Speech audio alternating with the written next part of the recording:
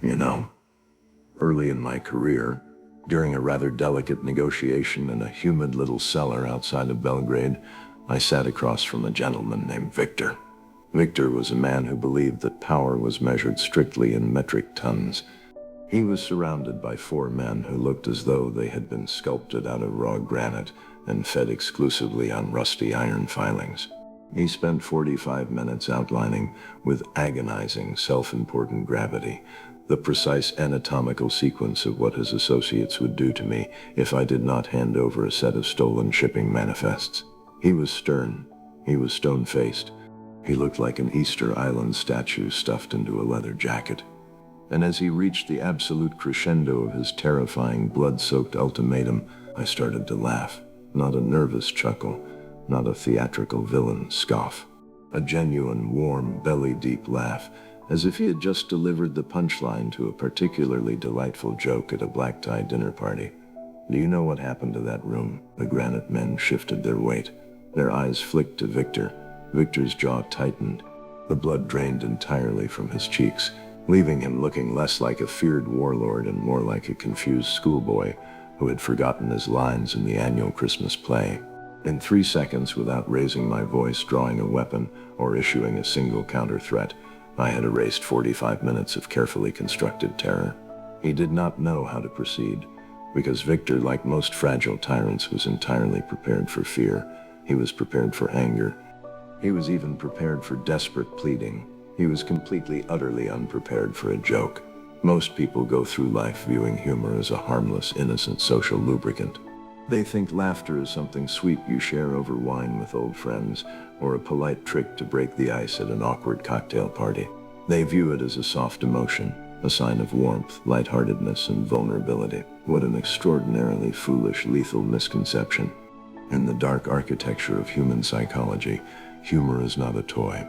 It is a razor blade wrapped in fine silk. It is the most underestimated, surgical, and absolute psychological weapon in the entire arsenal of human interaction.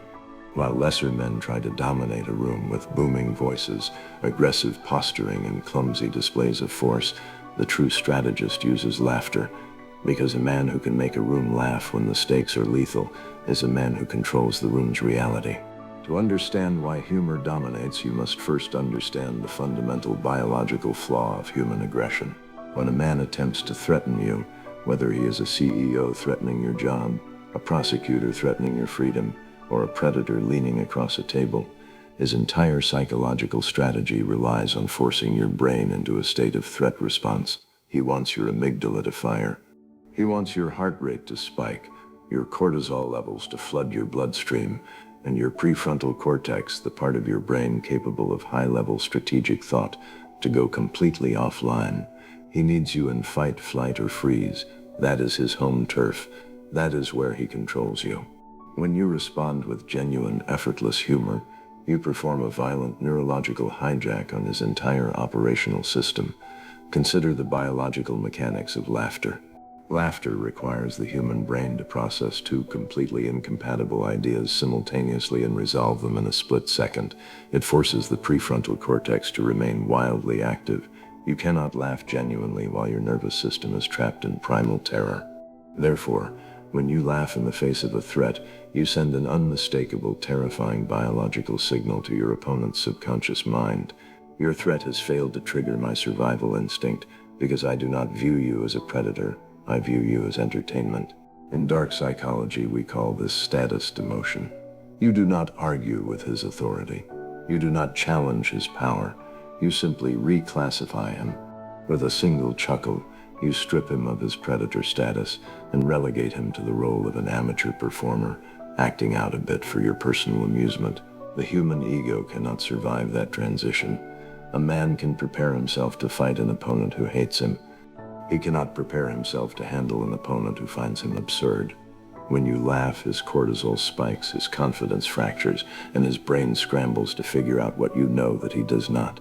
You have forced him out of his offensive posture and into a defensive, self-conscious tailspin, and you did it without ever displaying a single drop of sweat.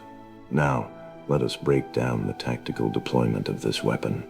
Weaponized humor is not about telling knock-knock jokes or acting like a clown. That is desperate, pleading behavior.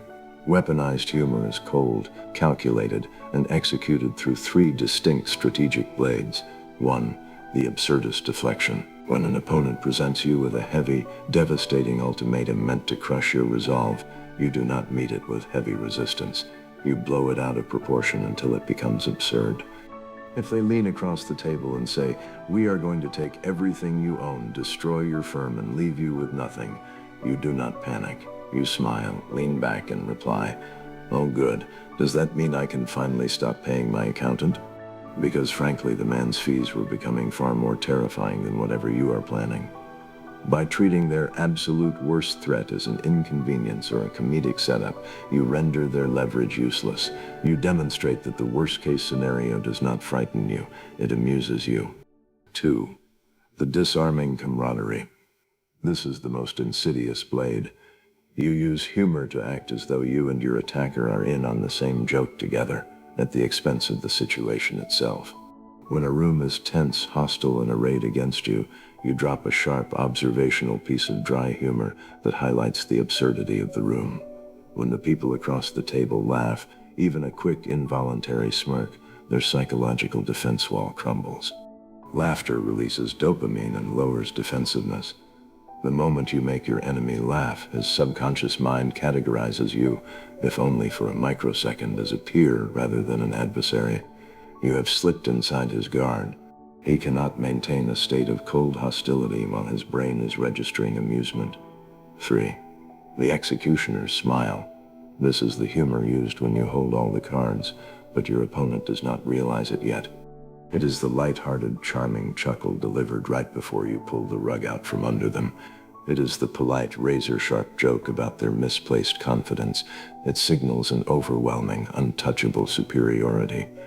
It tells them, "I am so comfortable with the outcome of this encounter that I am capable of enjoying the scenery while you dig your own grave. I am giving you this blueprint not simply so you can win petty arguments in boardrooms or social gatherings. I am giving you this because humor is the ultimate psychological armor against a world that will constantly try to bully, intimidate, and weigh you down." There are people in this life who feed entirely on your seriousness. They want you stressed. They want you rigid. They want you carrying the crushing weight of their rules, their deadlines, their outrage, and their manufactured crises. They use gravity as a heavy chain to drag you into their dreary, controlled little orbits. The moment you lose your ability to laugh at them, you become their prisoner. When you cultivate a mind that can see the dark comedy in even the direst circumstances, you become entirely untouchable. They can back you into a corner, but they cannot force you to take them seriously. They can stack the deck against you, but they cannot rob you of your composure. Laughter is the ultimate expression of absolute psychological freedom.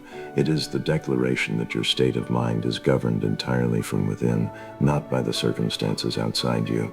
A man who can laugh in the middle of a storm is a man who cannot be broken, because no matter how heavy the pressure becomes, he possesses a reservoir of detachment that his enemies cannot touch, understand, or conquer. Let us speak for a moment about the specific pitch of this laughter, because execution is everything. If your laughter carries even a faint trace of high-pitched hysteria, you have failed. Hysterical laughter signals panic. It tells the predator that your mind is fracturing under the stress. It invites the strike. If your laughter carries a tone of bitter, resentful mocking, you have also failed. Bitter laughter signals that you have been hurt. It reveals that the enemy's blade found a seam in your armor, and you are using sarcasm to mask the bleeding. The laughter of the true master is entirely different. It is quiet, it is slow, it is full-bodied, serene, and deeply rooted in the chest. It is the laughter of a man who is watching a small child threaten to knock over a mountain.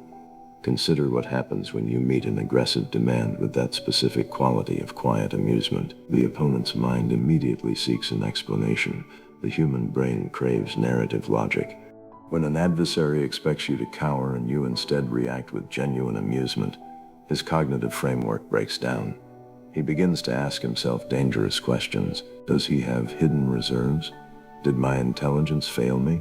Is there a trap waiting for me around the corner? Is he playing a game 3 moves ahead of mine? The brilliance of this maneuver is that you do not need to invent a bluff. You do not need to fabricate an elaborate lie. His own paranoid imagination will do the work for you.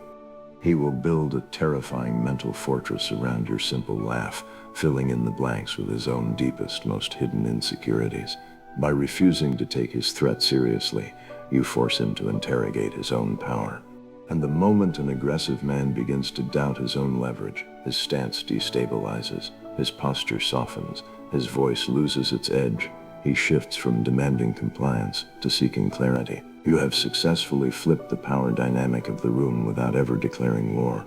So, the next time someone attempts to corner you, when they raise their voice, bring out their legal threats, stack their leverage, and try to press you into a corner of quiet, desperate compliance, do not meet their weight with weight. Do not give them the satisfaction of your anger, your fear, or your solemnity. Take a breath. Look at the elaborate theatrical trap they have built for you. See the absurdity of their posturing. And then give them a smile, a real, warm, effortless smile. Let out a soft, genuine laugh that lets them know you see right through the mask. Watch how quickly their hands freeze. Watch how their eyes search yours for a flinch that is not coming. Watch how their absolute confidence evaporates into a thin mist of confusion and doubt. Let them realize that while they came prepared to wage a war of fear, you came to enjoy the show. And then, while they are still trying to figure out the punchline, hand them the bill.